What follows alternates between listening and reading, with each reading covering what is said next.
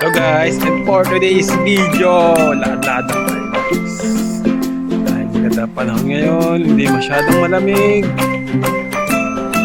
Lahat-lahat lang tayo. Maganda na panahon dito sa bansa Czech Republic, Europe. Tamang lakad lang tayo. Medyo malamig-lamig pa rin ang panahon pero kaya na. Napahaw mo na, boy! Punta naman kayo dyan! Ginagawa nyo, maglakad na lang kayo, mahal ang gas ngayon. Sobrang mahal.